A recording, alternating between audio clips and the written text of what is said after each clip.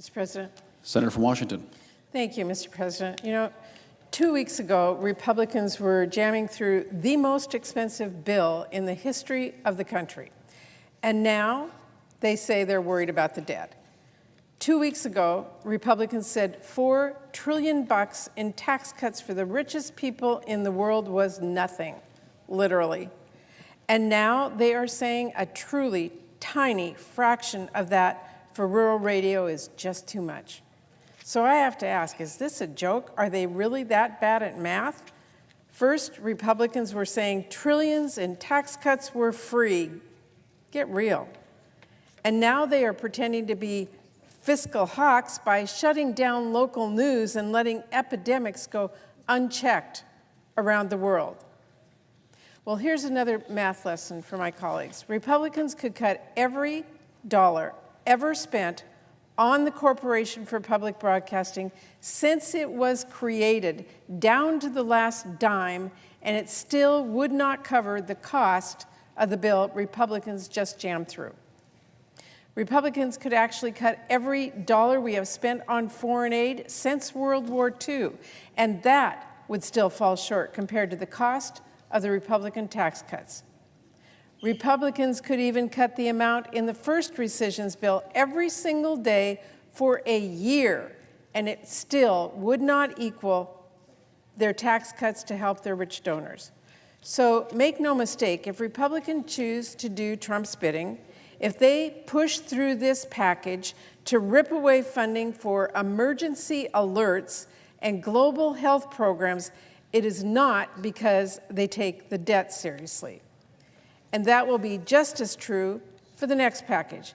Because let's be clear, if Republicans go along with this package, despite the fact they clearly have issues with it, and despite the fact Russ Vought has refused to answer the most basic questions, even from the Republican chair of the Appropriations Committee, about which programs he's going to cut, if all of that is not enough to give Republicans just some pause, and they let Russ Vought steamroll them through this package, don't be surprised when he sends more cuts down the pike. Could be medical research and after-school programs, maybe heating assistance, workplace safety, road maintenance. Everything is going to be on the chopping block, and all of our time here in the Senate is going to be spent on those requests. And here's the kicker. No matter how many rescissions Russ Vought sends, no matter how many rescissions Republicans just roll over and let pass, they will never offset the trillions in tax cuts they just passed without blinking an eye. Because you could rescind the entire FY25 spending bill twice over, and it still would not cover the $4 trillion in tax cuts Republicans just showered on the richest people in this country. So however this vote goes, expect to hear more from me on this every time Republicans try to pretend that we do not have enough money for child care or medical research or other programs that our families rely on. Now, Mr. President, I've said a lot about how patently absurd it is for Republicans to pretend they are passing these cuts because they care about the debt. But I do not want to lose sight of the larger issues. It's not just that Republicans play acting about the debt is absurd. The bigger problem here is that these cuts would be devastating for our communities and for American interests around the globe. When it comes to local news, these cuts could force local stations that people know and trust off the air. This isn't just about a program or two taking a haircut. Trump wants to slash every penny of federal funding that supports over 1,500 local TV and radio stations. Those stations and those funds reach 98% of all Americans. And they are especially crucial for serving our rural areas and tribal communities. Dozens of these stations rely on these investments for half of their funding, and some rely on it for as much as 99%. If these cuts go through, those stations go dark. Weather forecasters communities have turned to for years, news anchors that are their trusted voices, local reporters who track down answers their communities need and hold their officials to account, will be sent packing, and those stations will go silent. Do we want our farmers to have good local coverage of weather and market conditions? Do we want our tribal communities to know what is going on at their state capital? Do we want families to have updates about the local school board or community events? Because this package of cuts throws all of that in jeopardy. To say nothing of emergency alerts. These stations can be a lifeline when disaster strikes. They are a trusted source of information and sometimes the only source people have access to.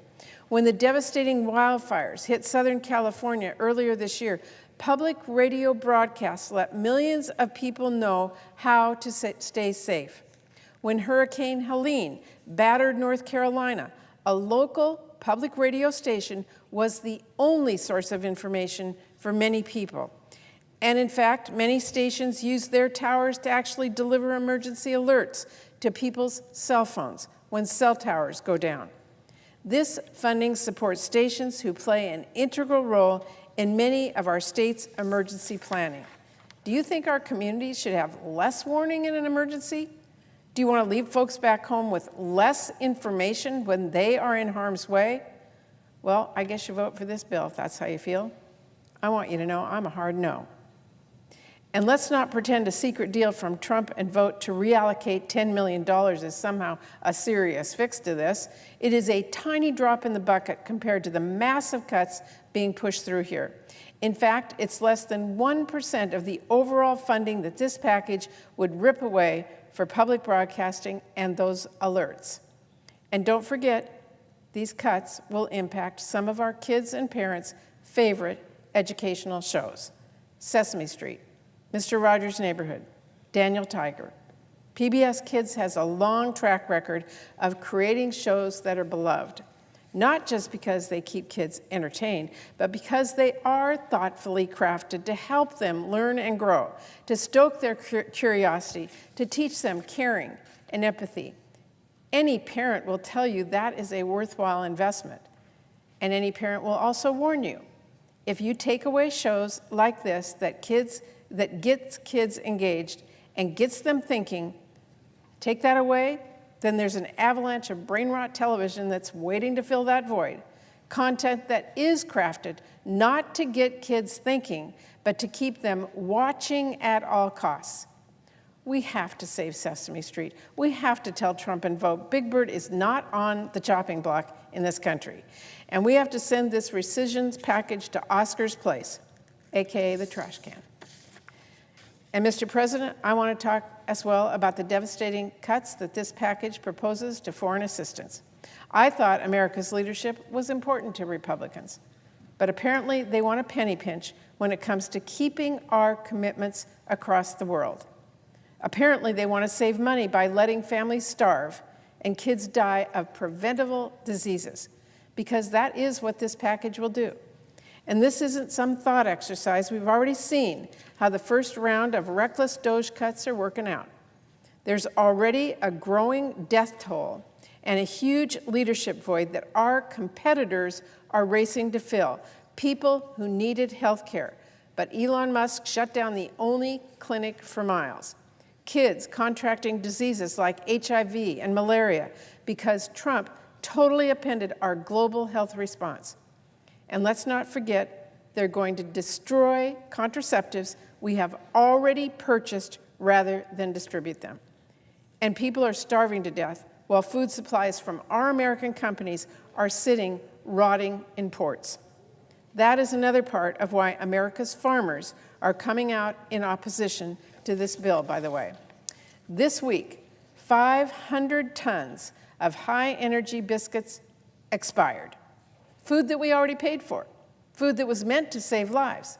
And because Trump and Elon Musk blasted USAID to smithereens and couldn't be bothered to fix the mess that they caused, this food is now going to be incinerated, even as people we promised to help watch their kids starve. That is outrageous, and it is infuriating. Is that what Republicans think of as world leadership? Is it leadership to Republicans when Trump fires thousands of State Department workers who keep our nation safe and make our voice heard in the world? Is it leadership to Republicans when we pull investments out of international organizations and create a void that our adversaries, like China, will be all too happy to fill? We already know the DOGE cuts were devastating. We know that. What I don't know is why on earth Republicans are getting ready today to double down and codify them by passing this bill. And no, because Trump said so is not a good answer, especially when it is clear that Russ Vought is the one steering this particular ship. I'm not even sure Trump knows what a rescission is, but I'm sure Republicans know better than to think these cuts will make our nation strong. I know that because we passed these investments in a bipartisan way, and because I have heard them speak out about how much they hate these cuts. You can go back and watch our hearing on this. Many of our colleagues across the aisle during that hearing voiced deep concerns with these cuts that they now intend to pass today, because we all know these investments benefit American businesses who help feed the world. They help stop outbreak. They stop diseases abroad before they threaten and spread and threaten us here at home. They help promote stability and avoid chaos and conflict that can put our interests and our service members in harm's way. They help us advance America's interests and keep our country safe and prosperous. That's the smart thing to do. It's the smart thing to do. And of course, it is also the right thing to do. So it's worth saying cutting these investments is just downright wrong. We should not be voting to let children starve or die from preventable diseases. We should not be voting to go back on our word to the world. Saving a couple pennies is not worth losing our credibility or causing millions of needless deaths across the globe. It is not even close. And Mr. President, I want to impress upon one final point, and that's this. It did not have to be this way, and it still does not have to be this way. In fact, if Republicans come to their senses and vote this down, we can still go a different route. We can do what we have always done and consider bipartisan rescissions as part of our annual appropriations process. That offer has always been on the table, and it still is. I've heard Republicans say they don't like this package. In fact, they're trying to dial it back the tiniest bit. I've also heard they don't want to spend the next several months processing these requests out here on the floor instead of focusing on our annual funding bills or any number of other pressing priorities. So don't vote for it. Work with us to write bills that make targeted rescissions on a bipartisan basis. You don't work for Donald Trump. You don't work for Russ Vought. You actually work for your constituents. You can put them first, and you can vote this package down.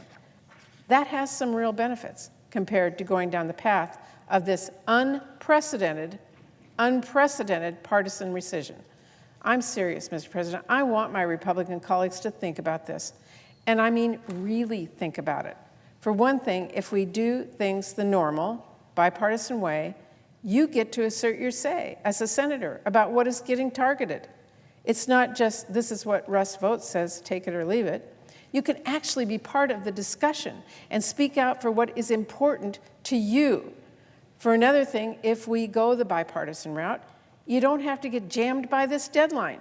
Instead of rushing through these cuts this week without fully getting to consider and debate them, instead of being told, no, you can't change this, we don't have time, we can all sit down, make thoughtful decisions, and maybe even worthwhile changes as we go.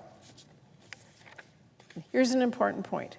If we do rescissions together through our appropriations bills, instead of just letting Trump and Russ Vought jam them through whenever they want, my colleagues would actually know what in the world they're voting for. Because let's get one thing straight. Republicans don't actually know what programs are going to get cut if they pass this package. We don't know. It's one of the great outrages of this package. Russ Vought is just outright refusing to tell us what programs he's going to cut if this package passes. At our hearing with him, he refused to go into detail. He stonewalled us. We asked and we asked. The chair, the Republican chair, even asked him about this. But OMB would not tell us. The question is, what will you cut? The answer's been, pass it, we'll see. That is why the Republicans decided to protect just a handful of programs without actually reducing the funding that was associated with them, because they do not know the impact of this bill. So they preserve funding for Jordan and Egypt and a few university partnerships. What about our allies in the Indo-Pacific? What about the implementers of these programs in our states? None of us should accept not having those answers. And I'm sure my colleagues were told their priorities won't be impacted, but Director Vogt cannot keep that promise given the scale of these cuts. The math does not add up. Even if you believe we should make cuts, you should be joining us to demand we actually know what is being cut. And if we do this the right way, the bipartisan way, we would know, because we would be writing the bill. We would. Now, doesn't that sound a lot better than just passing a Pandora's box and finding out later what got cut? Finally, I've said this before several times, but I want to warn my colleagues once again. If you keep going down this path, you're going to further undermine our bipartisan process. We have never before seen bipartisan investments slashed through a partisan rescission package. Do not start now. Not when we are working at this very moment in a bipartisan way to pass our spending bills. As I said earlier, bipartisanship doesn't end with any one line being crossed. It erodes. It breaks down, bit by bit, until one day there is nothing left. Sure, a few members may be willing to stick it out and work as hard as they can to get a result, but this Senate doesn't work doesn't work off a few members. It works off consensus building. And the more bridges you burn, the fewer paths you leave to get things done. So, Mr. President, why go down this partisan path? Why vote to spend the next many weeks considering more and more of these packages? And why do it for a set of cuts that are so damaging, a set of cuts many of you have concerns with? We are at the table right now, the Appropriations Committee. Right now, we are writing bipartisan spending bills, and we absolutely can and will discuss bipartisan rescissions. Why don't you all join us? Make the work easier, instead of making that work harder by passing this bill and setting a very painful new precedent. I urge my colleagues to join me in voting no.